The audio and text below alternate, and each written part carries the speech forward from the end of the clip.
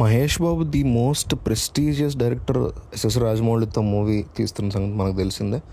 ఈ గ్లోబల్ మూవీకి సంబంధించి అందరం పిచ్చిగా వెయిట్ చేస్తున్నాం. బాహుబలి తర్వాత, RRR తర్వాత ఇండియన్ సినిమా పనోరమాని వరల్డ్ వైడ్ చూపించబోతున్నారు రాజమౌళి, మనందరూ తెలుసు. అయితే దీని తర్వాత ఆయన తీయబోయే సినిమా ఇదే. ఆయన మహాభారతం తీస్తారా లేదా ఏంటి, లేదా RRR సీక్వెల్ తీస్తారా, బాహుబలి 3 తీస్తారా అని రకరకాల క్వశ్చన్స్ ఉన్నాయి.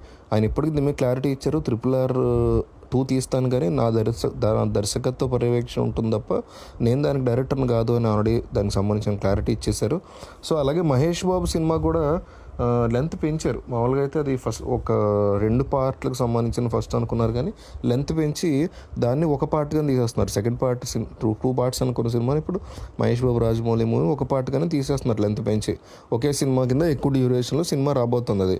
సో ఒక 3.5 గంటల డ్యూరేషన్ ఉండబోతుంది మహేష్ బాబు రాజమౌళి మూవీ. సో అది ఓకే.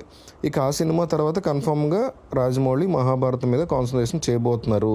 దానికి సంబంధించి ఇప్పుడే ఎందుకు దానికి సంబంధించి అప్డేట్ ఇచ్చినట్టుగా ఆయన చేశారు అంటే, రీసెంట్ టైమ్స్లో బాలీవుడ్ నుంచి ఒక న్యూస్ వచ్చింది. అదేంటంటే ఆమిర్ ఖాన్ మహాభారతం తీయబోతున్నారని, అట్లాగే 4 భాగాలుగా దాన్ని తీయబోతున్నారని, 4-5 భాగాలు తీసే ప్లాన్లో ఉన్నారు ఆమిర్ ఖాన్ అని గట్టిగా న్యూస్ వచ్చింది ఆ మధ్య. ఎట్లా అంటే వాళ్ళ ప్లాన్ మల్టిపుల్ డైరెక్టర్స్ని పెట్టి ఒక మల్టిపుల్ సినిమాలని ఒకేసారి షూట్ చేయించే ప్లాన్లో ఆయన ఉన్నట్టుగా తెలిసింది. అంటే as fast as possible release చేయడానికి. ఇప్పుడు ఏదో ఒక సంవత్సరం ఒక పార్ట్ రిలీజ్ చేసి ఒక 3 ఏళ్ళు ఇంకో పార్ట్ కాకుండా వాళ్ళ ప్లాన్ ఏమున్నారంటే మొత్తం ఒక 5 డైరెక్టర్స్ని పెట్టుకుంటారు, ప్యారలల్గా షూటింగ్ జరుగుతూ ఉంటుంది, సంవత్సరానికి ఒక పార్ట్ చొప్పున రిలీజ్ చేసుకుంటూ వచ్చేలాగా వాళ్ళు ప్లాన్ చేస్తున్నారు యాక్చువల్గా. సో వాళ్ళు కాస్త భారీ స్థాయిలోనే ప్లానింగ్ అది పెట్టుకుంటారు, గట్టిగానే రిలీజ్ చేయాలి ఇండియా వైడ్ అని వాళ్ళు కూడా ప్లాన్ చేస్తున్నారు. సో ఆ అనౌన్స్మెంట్ రీసెంట్ టైమ్స్లో వచ్చింది కాబట్టి మేబీ రాజమౌళి సైడ్ నుంచి ఈ అప్డేట్ మనకు వచ్చి ఉండొచ్చు అని అనిపిస్తుంది. సో రాజమౌళి యొక్క డ్రీమ్ ప్రాజెక్ట్ మహాభారతం. ఆయన తప్ప ఇంకెవరు అంత పర్ఫెక్ట్గా తీయలేరని కూడా మనకు తెలుసు.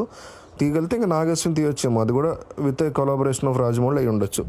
ప్యూర్లీ రాజమౌళి మాత్రమే తీసే ఛాన్సెస్ అయితే ఉన్నాయి. ఆయనకే ఆ వర్త్ స్టామినా ఉంది. బాలీవుడ్లో ఏమవుద్దంటే చెడగొడతారనే ఒక ఫీలింగ్ ఉంది మనకి, ఆ ఎసెన్స్ పోద్దేమో అనే ఒక భయం ఉంది. సో ఆ కైండ్ ఆఫ్ నెగిటివ్ ఇంపాక్ట్ ఉంటుందనే ఫీలింగ్ మనందరికీ ఉంటుంది వాళ్ళు ముందుగా రిలీజ్ చేస్తే.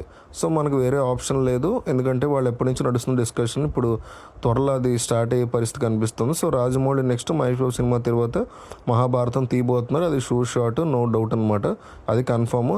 అయితే దానికి చాలా huge work, heavy ground work ఉంటుంది.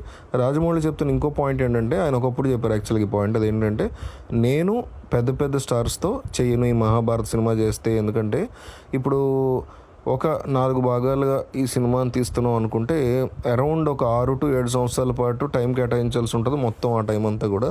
సో 6-7 సంవత్సరాల పాటు ఒక యాక్టర్ ఆర్ ఒక స్టార్ ఒకే ప్రాజెక్ట్ మీద టైం కేటాయించాలంటే చాలా కష్టం కదా.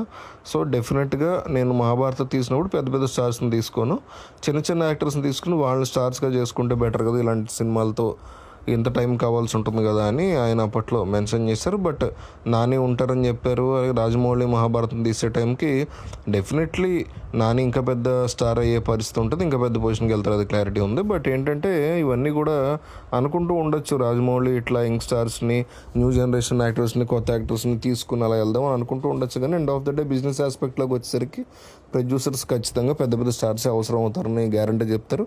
డెఫినెట్లీ ఉంటారు, ప్రభాస్ ఉంటారు, అల్లు అర్జున్, ఎన్టీఆర్, రామ్ చరణ్, మహేష్ బాబు, పవన్ కళ్యాణ్ ఉండే ఛాన్స్ ఉంది. ఇట్లా నాని ఉంటారు, చిరంజీవి ఉండొచ్చు, బాలకృష్ణ ఉండొచ్చు, వెంకటేష్ ఉండొచ్చు, ఇట్లా మ్యాక్సిమం అందరూ ఉండే ఛాన్సెస్ అయితే కనిపిస్తున్నాయి. ఎందుకంటే మహాభారతంలో క్యారెక్టర్లకు అసలు కొదం అనేది లేదు, 100 క్యారెక్టర్ ఉంటాయి దాంట్లో.